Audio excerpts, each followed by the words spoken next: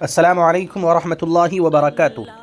ناظرین و سامعین، استقبال ہے آپ کا ہمارے یوٹیوب چینل دیار تھانوی پر۔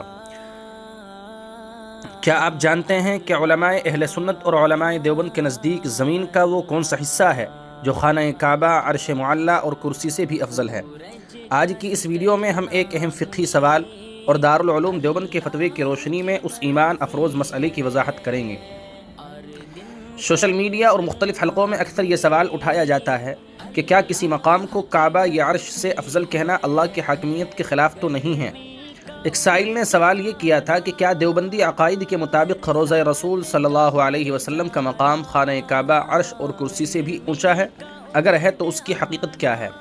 دارالعلوم دیوبند کا جواب یہ ہے کہ روضہ اطہر کا وہ حصہ جو نبی کریم صلی اللہ علیہ وسلم کے جسد مبارک سے ٹچ ہے، وہ حصہ بالاتفاق خانہ کعبہ، عرش اور کرسی سے بھی افضل ہے۔ لیکن اس عقیدے کو سمجھنے کے لیے چند باتیں بہت اہم ہیں۔ نمبر 1، ایمان و کفر کا مسئلہ نہیں ہے۔ یہ کوئی ایسا بنیادی عقیدہ نہیں ہے جس پر کسی کے مسلمان ہونے یا نہ ہونے کا مدار ہو، بلکہ ایک علمی اور عقیدتی فضیلت ہے۔ نمبر 2، اہل سنت کا متفقہ موقف ہے۔ یہ صرف دیوبندی مکتبہ فکر کا نہیں بلکہ تمام علماء اہل سنت کا مسلمہ موقف ہے۔ امام قاضی عیاض رحمۃ اللہ علیہ نے اس پر امت کا اجماع نقل کیا ہے۔ اس موقف کی تائید میں مشہور کتابوں جیسے المحند علی المفند، رد المحتار، فتاوی شامی اور علامہ سیوطی کی الخصائص الکبریٰ کا حوالہ دیا جا سکتا ہے۔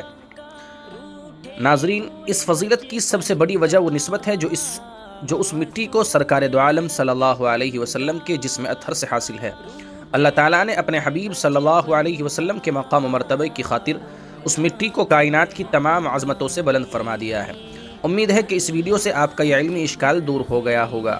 اگر آپ کو یہ معلومات پسند آئی ہو تو ویڈیو کو لائک کریں اور اپنے دوستوں کے ساتھ شیئر کریں۔